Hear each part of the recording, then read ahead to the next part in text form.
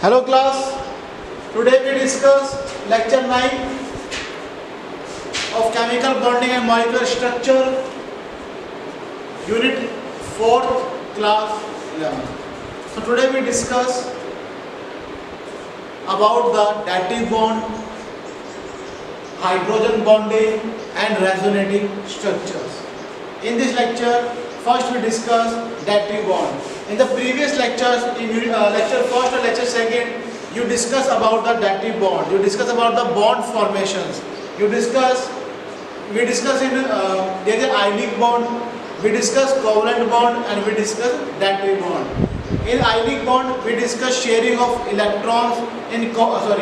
We discuss donating or accepting of electrons in ionic bond.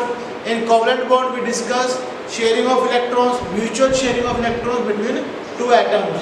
But in dative bond, we discuss not share pair of electron, they show a journal bond to another element. कैसे बेटा वो देखते हैं एक बार.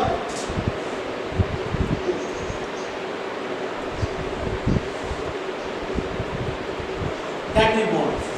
dative bond कौन से होते हैं? इसको क्या बोलते हैं? कोऑर्डिनेट बॉन्ड भी बोलते हैं. क्या बोलते हैं इसको हम लोग?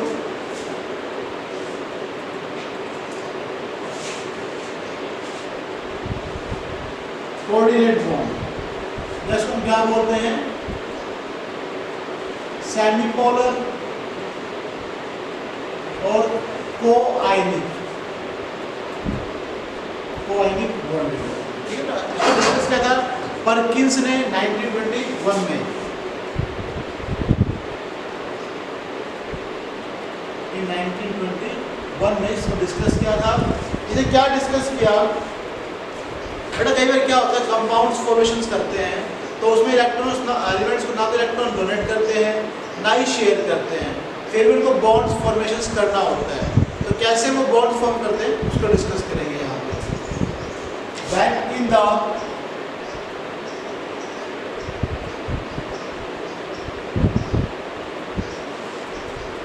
formation of a bond,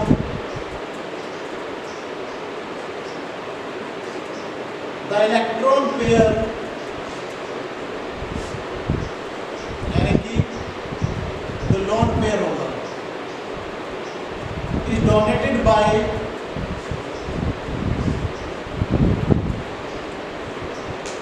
one atom but shared by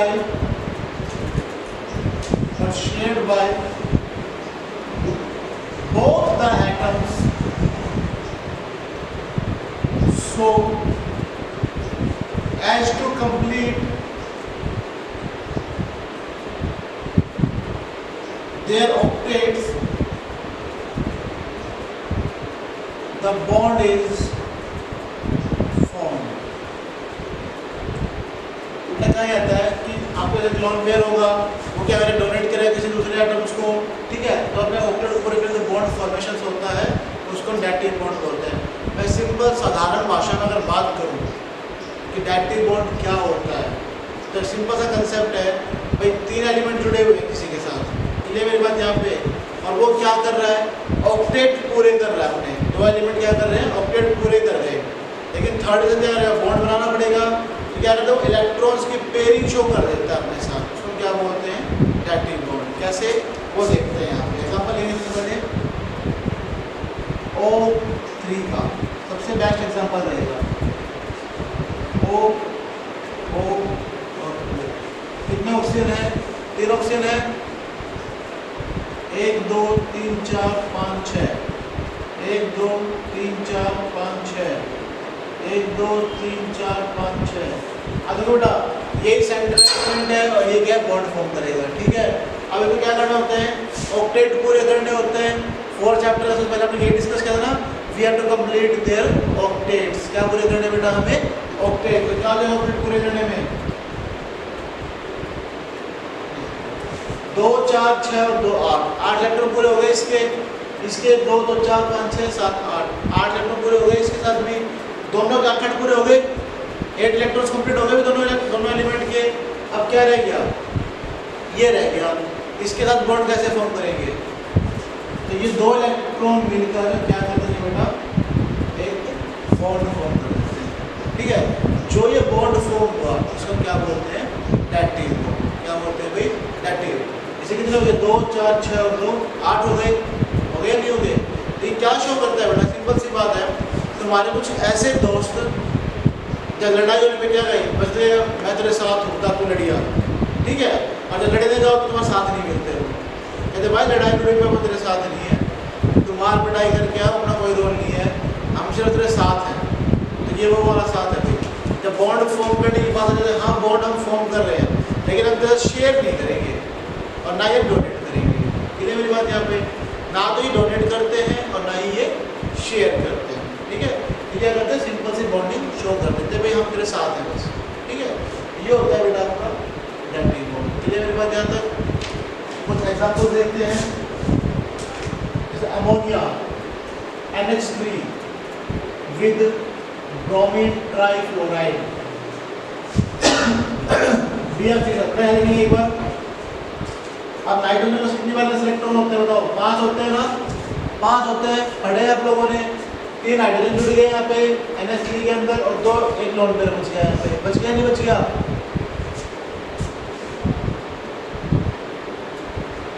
2 electron बचे हुए इसके पास, ठीक है। और BF3 के पास कितने होंगे?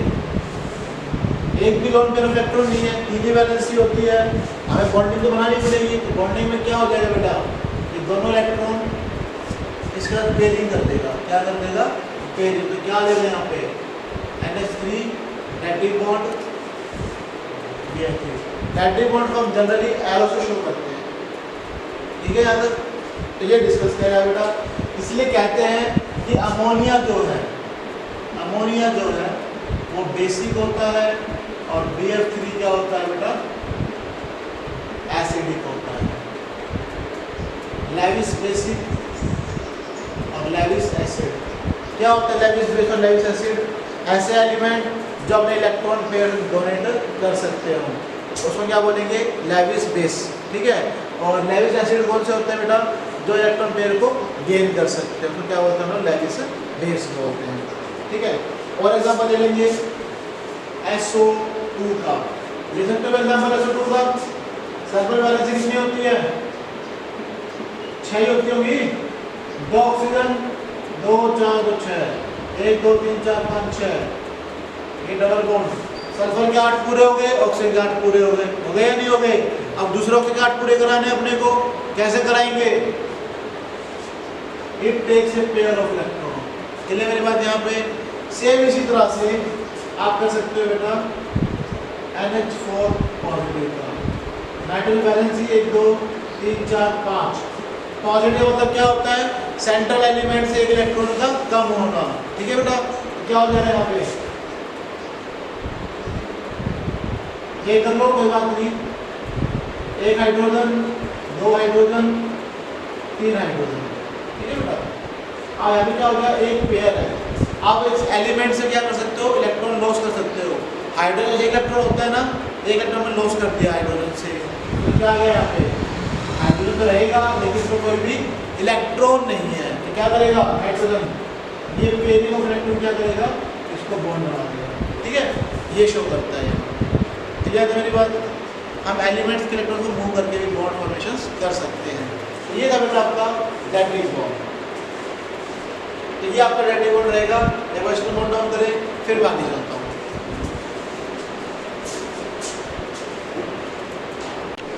बेटा अब हम डिस्कस करेंगे नेक्स्ट टॉपिक, रेजोनेंस।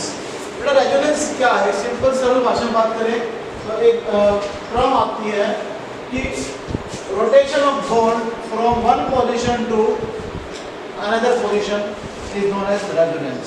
क्लियर मेरी बात? Rotation of bond from one to another position. Clear मेरी बात? ये सिंपल सी डेफिनेशन दी है। हम बात करते हैं रेजोनेंस के बारे में। The actual structure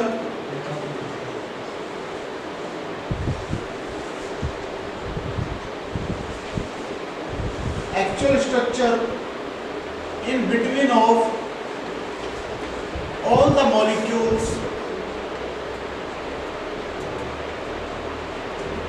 on the molecule structure is called resonance hybrid.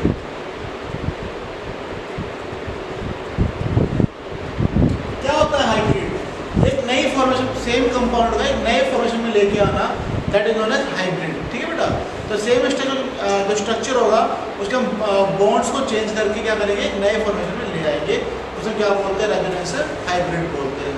फिर हम बात करते हैं resonating structure.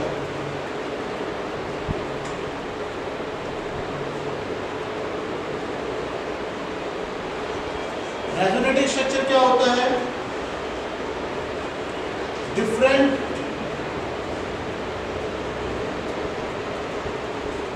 individual structure phenomena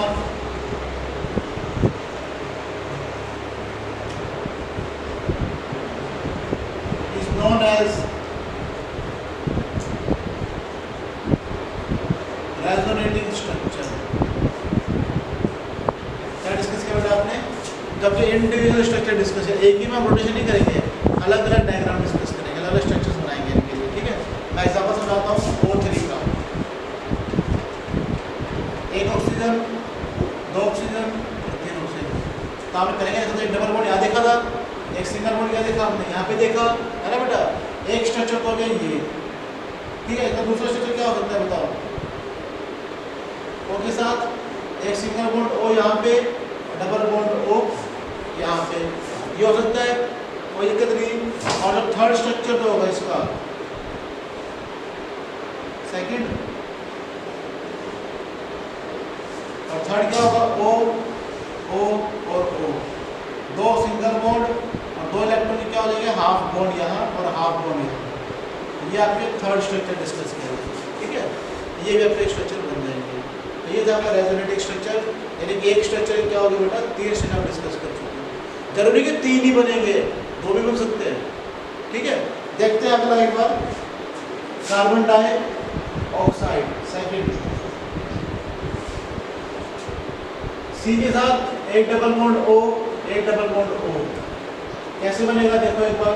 C के वैलेंस कितने होगी, 4, 2 4 2 6, 2 2 4 2 6, 8 पूरे करेंगे, एक डबल बॉन्ड यहाँ और एक डबल बॉन्ड यहाँ। हो गया नहीं हो गए, एक स्ट्रक्चर तो ये हो गया। एक स्ट्रक्चर क्या हो सकता है बेटा, वो C के साथ एक ट्रिपल बॉन्ड O यहाँ और एक सिंगल बॉन्ड यहाँ। यहाँ क्या हो जाएगा, पॉजिटिव, और यहाँ क्या आ जाएगा, नेगेटिव। और क्या हो सकता है यहाँ पे, C triple bond O positive, single bond O negative. ठीक है बेटा, तीन स्ट्रक्चर डिस्कस कर सकते हैं। और एग्जांपल ले लो, CO3 2 नेगेटिव। अब देखो बेटा कार्बन में वैलेंस कितनी है, कार्बन पे 1 2 3 4, 4 ही वैलेंसी है ना, लेकिन 2 नेगेटिव हो तो क्या हो जाएगा, दो इलेक्ट्रॉन और आगे सेंट्रल एलिमेंट के ऊपर, आगे या नहीं आगे। तो देखिए बेटा यहाँ पे एक ऑक्सीजन, दो ऑक्सीजन और ये तीन ऑक्सीजन, 1 2 3 4 5 6, 1 2 3 4 5 6,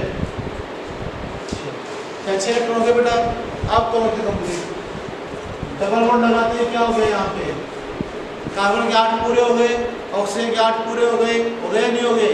तो अगले बॉन्ड में क्या आ जाएगा, यहाँ एक गट्टी बॉन्ड और यहाँ एक गट्टी बॉन्ड। क्लियर। अब ये ऑक्सीजन क्या कहेगा, भाई मेरे से डबल बॉन्ड क्यों नहीं बनाया तूने, है ना। और ये भी क्या कहेगा, तूने मेरे से डबल बॉन्ड क्यों नहीं बनाया। तो ये क्या करेगा, यहाँ पे कार्बन यहाँ सिंगल बॉन्ड, यहाँ डबल बॉन्ड, यहाँ सिंगल बॉन्ड। फिर क्या कर सकता है कार्बन दोबारा, यहाँ सिंगल बॉन्ड, यहाँ सिंगल बॉन्ड और यहाँ डबल बॉन्ड। कार्बन जो है इस तरह के 3 स्ट्रक्चर्स को डिस्कस कर सकता है। ये मेरी बात यहाँ पे, ये था आपका रेजोनेटिंग स्ट्रक्चर। और देख लेंगे यहाँ पे आपको C6H6 का, C6H6 क्या बोलते हैं इसको,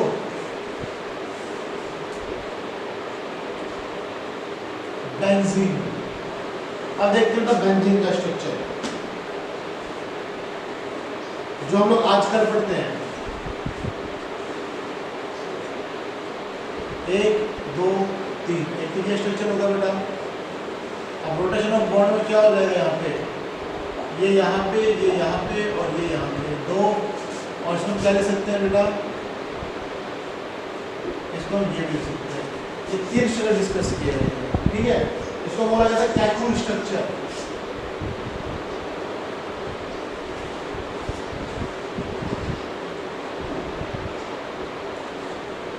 और एक डिस्कस किया जाएगा दीवार स्ट्रक्चर। दीवार ऐसे दीवार की थी बीच में और यू लगा दिया बॉन्ड, ठीक है, या फिर यू लगा दिया बीच में दीवार और ये यहाँ लगा दिया, और या फिर क्या हो जाएगा, ये ऐसे मिल जाएगा और एक बॉन्ड यहाँ और एक बॉन्ड यहाँ। ये था आपकी दीवार structure.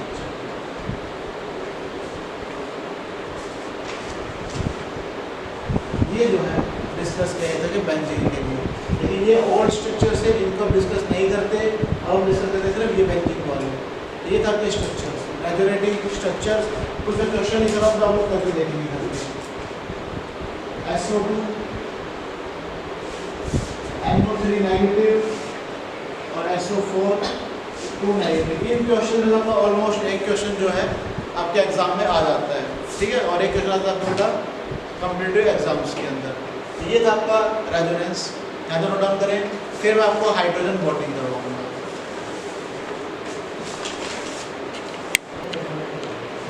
Now we discuss hydrogen bonding. बेटा हमने पहले डिस्कस कर चुके हैं हाइड्रोजन बॉन्डिंग के बारे में। When hydrogen react with most electronegative element, कौन कौन से इलेक्ट्रोनेगेटिव एलिमेंट है बेटा? फ्लोरीन, ऑक्सीजन और nitrogen.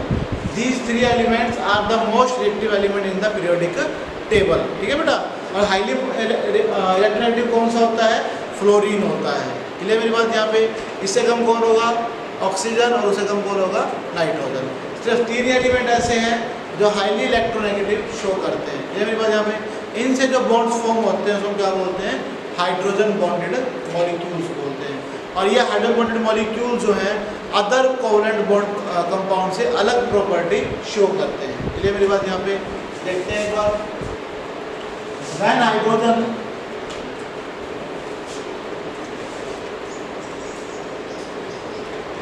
React with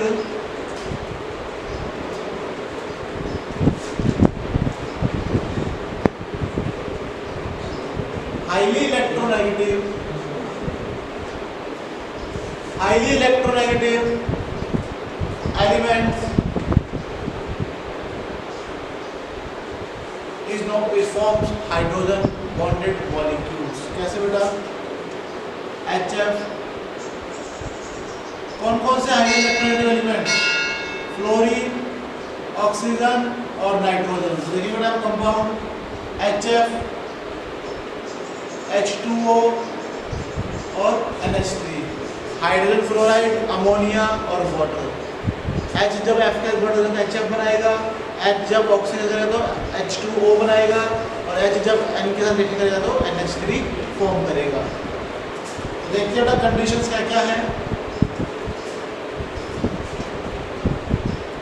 conditions for hydrogen bonding.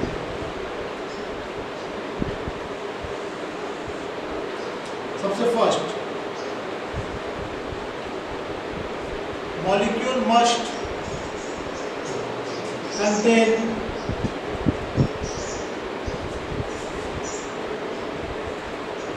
highly electronegative atom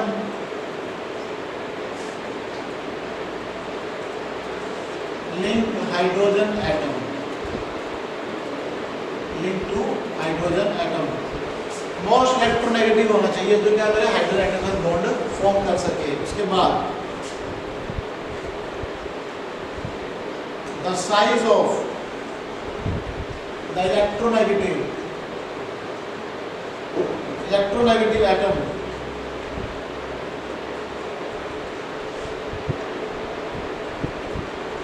should be small. कैसा होना चाहिए एटम का साइज? एकदम छोटा। फ्लोरीन अपने ग्रुप में सबसे छोटा एलिमेंट होता है, ऑक्सीजन अपने ग्रुप में सबसे छोटा होता है, और नाइट्रोजन सेम अपने ग्रुप में जो पहला एलिमेंट होता है उसमें छोटा होता है। ठीक है बेटा? उसके बाद यहाँ हम देखते हैं कुछ एग्जांपल्स।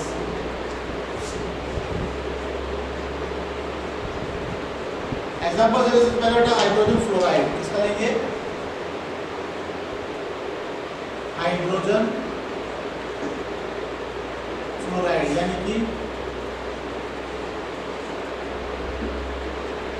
HF का स्ट्रक्चर। कितना यहाँ पे? HF।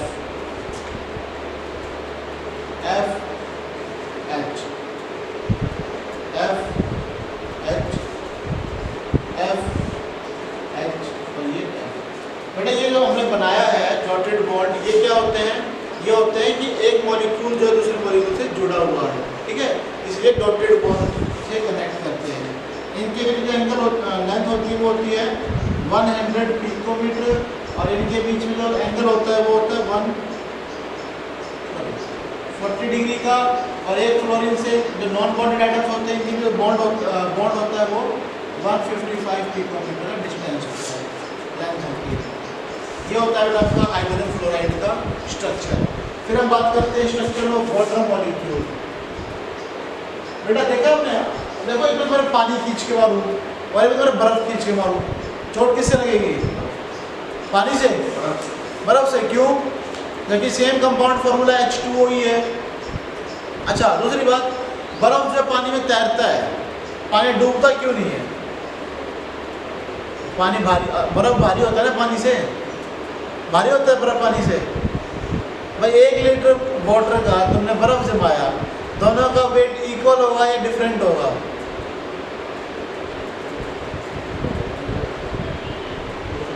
डिफरेंट होगा। 1 किलो पानी का तुमने बर्फ जमाया तो दोनों का वेट डिफरेंट होगा। अरे समझदारो, वेट तो सेम ही होगा। तुमने 1 किलो पानी लिया है, तुमने क्या किया कि 1 किलो वाटर मेज़र कर लिया। अब वो 1 किलो चाहे वो लिक्विड फॉर्म में हो चाहे वो सॉलिड फॉर्म में हो, वेट तो सेम ही रहेगा। वेट थोड़ा चेंज होगा, उसका क्या हो जाएगा? साइज चेंज होगा। तुम एक बीकर में पानी ले लो 1 लीटर, उसी बीकर तुम बर्फ जमा लो, है ना, सेम ही हुआ साइज भी। लेकिन बर्फ जो है पानी में तैरता क्यों है फिर भी? क्योंकि उनके बीच में स्पेस होता है। क्या होता है बेटा? स्पेस। इसलिए क्या करते हैं, पानी में क्या होता है, बर्फ जो है वो तैरती रहती है। कैसे होते हैं देखेंगे यहाँ पे एक बार।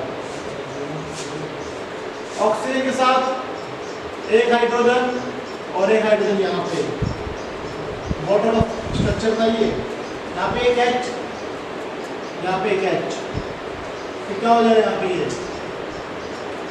एक ऑक्सीजन से यहाँ जुड़ जाएगा और एक H यहाँ जुड़ जाएगा। उसके बाद एक ऑक्सीजन यहाँ और एक H यहाँ, और फिर क्या हो जाएगा यहाँ पे? एक H, एक H, O,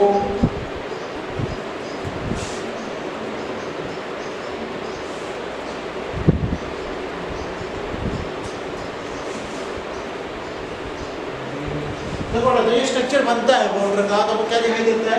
इनके बीच में स्पेस दिखाई देते हैं, ठीक है। आज एक चीज बता दूँ जरा, आपने एक बीकर लिया, तो पानी डाल दिया आपने, ठीक है, चीनी डाल दो इसके अंदर, ठीक है। इसका वाटर जो लेवल है वो इतना है, बढ़ेगा या सेम रहेगा या घटेगा? सेम रहेगा। क्यों सेम रहेगा? देखो भाई, तुमने ना 1 लीटर मानो वाटर के अंदर आधे 100 ग्राम चीनी मिला दी, ठीक है, यानी कि 800 ग्राम वाटर है और 100 ग्राम चीनी मिला दी तुमने। वेट बढ़ेगा या घटेगा या सेम रहेगा? वेट सेम रहेगा। वेट सेम रहेगा। अरे यार, तुम लोगों ने law of conservation of mass नहीं पढ़ा क्या? 100 ग्राम सब्सटेंस को 800 ग्राम में तुमने ऐड कर दिया, कितने ग्राम हो गया? 900 ग्राम नहीं हो गया? वेट इंक्रीज हुआ ना। मुझे तो लेवल इंक्रीज होगा या नहीं होगा? लेवल इंक्रीज नहीं होगा। क्यों नहीं होगा? क्योंकि वाटर के अंदर स्पेस पार्टिकल्स है। क्या है? स्पेस है। तो चीनी जाएगा तो क्या होगा? स्पेस में फिल करना स्टार्ट करेगा, इसीलिए जो वाटर का लेवल इंक्रीज नहीं होगा, वो अपने पोजीशन में फिक्स हो जाएंगे। क्लियर मेरी बात यहाँ पे? ये था आपका वाटर का कंसेप्ट। उसके बाद फिर हम डिस्कस करते हैं अमोनिया, NH3, N के साथ 1H, 2H, 3H, फिर 1H, N, H, H, N, H, H। ये जो है अमोनिया का स्ट्रक्चर होता है। ये अपने जुड़े हुए ले जाते हैं हाइड्रोजन के साथ। ये जो आपके तीनों कंपाउंड्स के स्ट्रक्चर्स और ये था आपका हाइड्रोजन बॉन्डिंग। इसमें हम डिस्कस करेंगे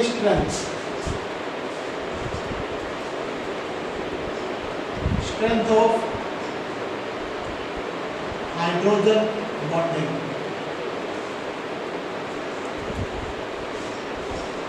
जब HF का बॉन्ड बनता है कितनी एनर्जी रिलीज होती है? 41.8 किलो जूल मोल इनवर्स। जब HO का बॉन्ड फॉर्म होता है तो 29.3 किलो जूल मोल इनवर्स। और जब NH का फॉर्म होता है तो बेटा 12.6 kilo joule mole inverse energy जो है वो फॉर्म होता है। तो सबसे ज़्यादा स्टेबल कौन होगा बेटा? हाइड्रोजन फ्लोराइड का होगा। उससे कम कौन सा होगा? H2O का होगा। और सबसे कम किसका होता है बेटा? NH3 का होता है। क्लियर मेरी बात यहाँ पे? जितना ज़्यादा इलेक्ट्रोनेगेटिव होगा उतनी स्टेबिलिटी क्या होती है? ज़्यादा होती है। उसके बाद हम डिस्कस करेंगे इफेक्ट्स ऑफ हाइड्रोजन बॉन्डिंग। जैसे पहला point, they have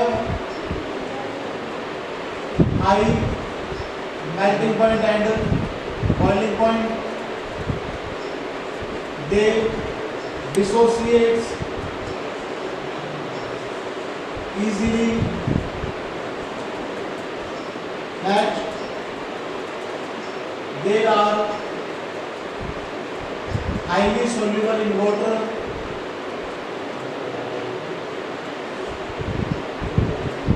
that they have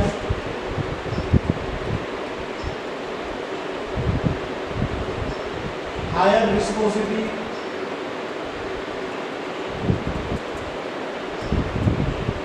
and high surface tension। इनकी विस्कोसिटी ज़्यादा होती है, सरफेस टेंशन भी ज़्यादा होता है। एग्जांपल लेते हैं, अल्कोहल की विस्कोसिटी ज़्यादा होगी या वाटर की? अगर मैं अल्कोहल रख दूँ, इथेनॉल रख दूँ बाहर धूप में और पानी रख दूँ, जल्दी कौन उड़ेगा? पानी। अल्कोहल जल्दी उड़ेगा तो इसकी विस्कोसिटी क्या होती है? कम होती है। इंटरमॉलिक्यूलर फोर्सेस कम होते हैं। जितना इंटरमॉलिक्यूलर फोर्स क्या होगा? कम होगा, उतना है पार्टिकल्स क्या होगा? जल्दी मूव करना स्टार्ट होगा। कभी बाइक स्कूटी में पेट्रोल डलवाया आप लोगों ने, तो कभी बाइक के ऊपर गिर जाता है, स्कूटी में बाहर गिर जाता है, तो जस्ट इन सेकंड्स क्या करता है? गायब हो जाता है, रिमूव हो जाता है। तो ये तो शो करता है पार्टिकल्स क्या है? लेस क्लोजली पैक है, इसलिए वो मूव कर जाते हैं। ठीक है, ये सब आपके आज के लेक्चर में हाइड्रोजन बॉन्डिंग, डायरेक्टिव बॉन्ड और रेजोनेटिंग स्ट्रक्चर्स कंप्लीट होता है। यहाँ तक आपका लास्ट टॉपिक बचता है आपका कौन सा? Energy level diagram. वो हम लोग नेक्स्ट लेक्चर में कंप्लीट करेंगे। तो आज के लिए लोग इतना करें और प्लीज़ चैनल को लाइक करें, सब्सक्राइब करें और कमेंट्स करें। Thank you.